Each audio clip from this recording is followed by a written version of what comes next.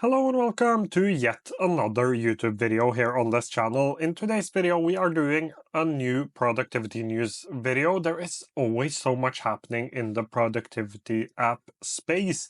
And in today's video, I have three applications I wanted to talk about. I tried to pick out the most important things because there is always so much happening, but I will try to make the videos shorter so I can add more things, so make each segment shorter, so stay tuned for that.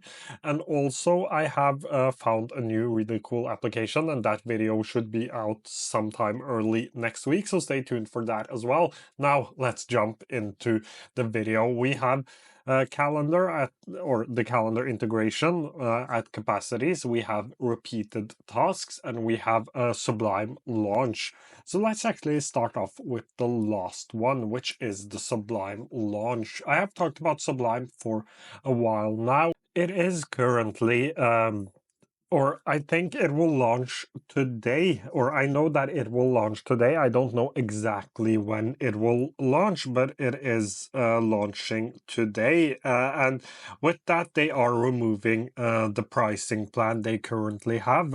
So full disclosure, I actually got gifted the lifetime plan of this, but they are going to launch, and this is a little bit of a different, like, let's I wouldn't actually call it a note-taking app. I'm not sure what I would call it, a different type of a second brain.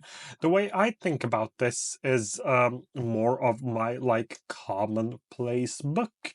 How I would treat a like real life commonplace book. That is how I treat Sublime. I put things inside of here that really inspire me. I try to not over capture inside of here. I also have the Kindle integration, so I have things coming from my Kindle. This is a book I have to read. I read like the first chapter, then I got sick and I haven't gotten back to it. But that is mainly what I use it for. I use it for inspiration. It has a canvas feature as well where you can connect different things together. I haven't used that for that specific purpose. The other thing is that it has a place where like you can see what everyone else has written or saved, and you can add that to your own library as well. And that is also something I use it for a lot. Not necessarily saving things, but when I feel uninspired, I can just go through this. It feels much better than diving into the social media rabbit hole, so I really like it for that purpose as well. But a lot of people are using it as their like main second brain tool. I am mainly using it as more of a commonplace book. With this new launch, which is happening later today, they are removing the current pricing, which is 300 USD for the lifetime plan, and also 50 USD for the yearly subscription. And if you have already subscribed, you will keep that rate for as long as you are subscribed. A lot of productivity applications do this.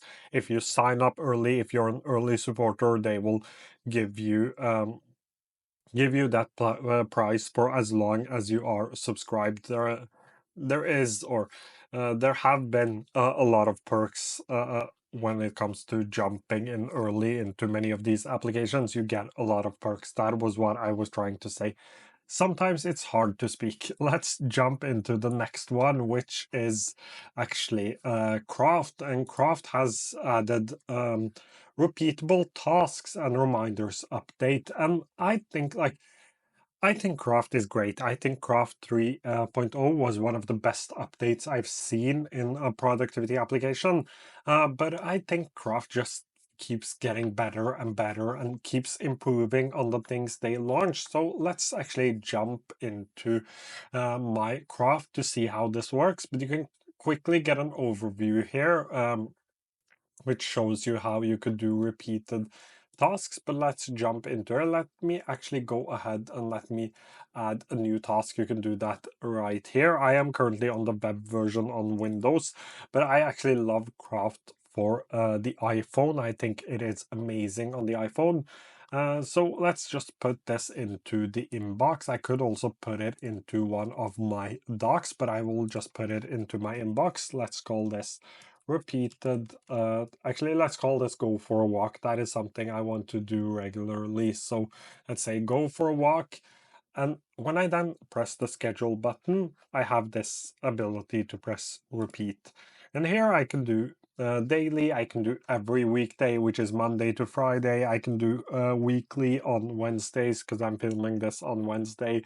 Monthly, April 2nd, yearly, April 2nd, sorry, monthly, the 2nd of every month, and yearly, April 2nd. But let's say none of these fit what you actually want. You can press custom and you get a few more options here. So this says when you complete the task, the next one is scheduled based on the original schedule date. So this is based on the original schedule date, which means that if I schedule this go for a walk today, it will be based on today, even if I'm not able to do it today and check it off tomorrow instead. I think that makes sense. So that is basically how it works. If I now do like I can do every, let's say every 5 days, or actually every 31 days, I can change it to be weekly. So I could say every 31 week, and I could choose the day of the week. So you could really customize with this. So monthly, every 8 months on the third. So every 8 months on the third, I can get a repeated task. You can do a lot with this. So here I can change this to like every 9 years, uh, 5th of July, for example. Every 5th of July, every 9 years, I would get a reminder or a new task or a repeated task. And you can see that you have a lot of choices. I can also change the time here. I can also do relative to completion. So uh, this is like when you complete a task. Like I said earlier, the last one was based on schedule date. This is based on completion date. So when you actually complete the task. So if I complete this go for a walk tomorrow, it will schedule based off of tomorrow, even if the task was scheduled for today. So here you also have a few options. So you can do day, week, month. Let's do month. I can say 1 month after 1 month, it will give me the repeated task again. So when you complete the task, the next one is scheduled 1 month later. I can also change the time. I can do 2 months, 3 months. I can do weeks. So let's say 2 weeks, for example. And this blue thing right there actually shows you how this works. So basically, Craft has really added impressive task management into their application, which was already quite good. And I've heard people like ditching their task management tool to use Craft as an all-in-one tool instead, which makes a lot of sense because the task management is getting really good and the application is really fast and it is great on the iPhone. So a lot of good things about Craft here. The last thing we are going to talk about is actually the calendar integration, but I will try to keep this brief because I've talked about this before. This was when it was in early access, but this is the calendar integration for capacities. Basically, how it works is that you get your calendar right here on the right side underneath your daily note, as you can see in this image. So these are calendar events. And you can actually connect those by pressing a plus button right here. You can connect um, those calendar events to an object. But for that to work, your objects need to have a date property, as it says here, to be able to connect it to a calendar event. It isn't possible if your object does not have a date property. And the calendar event is now linked to the date property of the object you linked it to. So here you can see the date property. And it will be linked here. This is great for meetings, especially in an object-based tool like capacities. I think it's great to have the ability to do it like this. I think they've done the integration quite well. And I think like object-based note-taking in general is really interesting, especially when they keep on adding features like this. So this has been a feature that Tana has had already, calendar integration.